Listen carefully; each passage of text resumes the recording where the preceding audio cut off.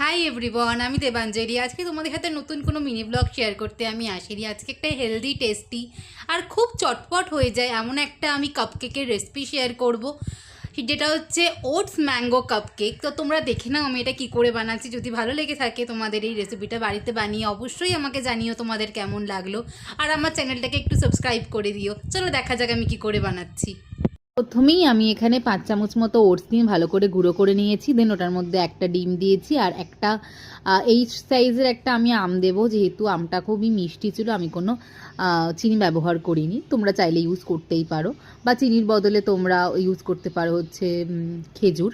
তারপর ভালো করে পেস্ট করে নিয়ে আমি এটার মধ্যে একটা সেরামিকের বোল নেব, যেটা অবশ্যই মাইক্রোওয়েভ হবে। দেন সেটার মধ্যে ঢেলে ভালো করে ব্লেন্ড করতে হবে। এখানে ব্লেন্ডটা কিন্তু ভীষণ মেন জিনিস।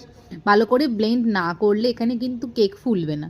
তারপর আমি এখানে 1 চামচ মতো, 1 টেবিল স্পুন বলতে পারো, 1 টেবিল স্পুন মতো আমি এখানে সাদা তেল দেবো। তোমরা চাইলে বাটারও ইউজ করতে পারো। আমি এখানে বাটার ইউজ করিনি, আমি এখানে সাদা তেলটাই ইউজ করেছি। ভালো করে ব্লেন্ড করতে হবে।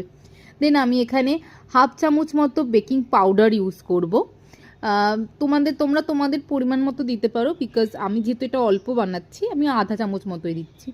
আর তারপরেই দেবো আমি 1/4 টেবিল স্পুন মতো বেকিং সোডা। তোমরা বেকিং সোডাটা চাইলেই স্কিপও করতে পারো, বাট আমি এখানে বেকিং সোডাটা ইউজ করেছিলাম।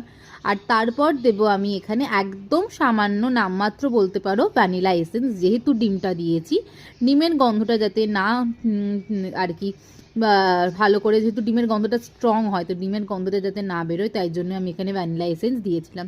তারপর ভালো করে আবার ব্লেন্ড, এখানে ব্লেন্ডটা মেন।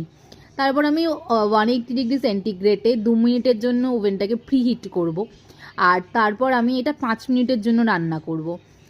তারপর তোমরা বার করে দেখবে, যদি না হয়ে থাকে আরও 2 মিনিট তোমরা দিতে পারো তোমাদের মতো। ভালো করে এটা হয়ে যাওয়ার পর তোমরা একটু চেক করে নেবে এটা। তো তারপরেই তৈরি হয়ে গেল আমাদের ওটস ম্যাঙ্গো কেক, আর খুব টেস্টি হয়েছিল। এটাই আজকে এই পর্যন্ত।